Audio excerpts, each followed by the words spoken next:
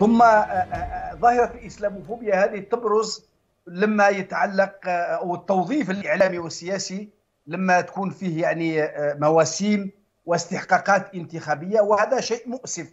فالآن باش تعرفي الرهان رقم واحد هو الانتخابات الرئاسية اللي راح تكون في فرنسا حوالي يعني بضعة أشهر من شهر أبريل. وبالتالي يعني كما يعني الانتخاب الفرنسي هو انتخاب في هكذا استحقاقات، انتخاب يميني أكثر منه يساري. والآن أصبح اليمين الشعبوي المتطرف يمثل على الأقل 20%. وماكرون في الشيء اللي يحبذوا ويفضلوا هو أنه يكون مع مارين لوبان يعني في الدور الثاني. هو يخشى أن يكون يعني يقابلوا يواجهوا واحد من بالأخص من اليمين، لأنه اليسار يبدو لي عنده مشاكل.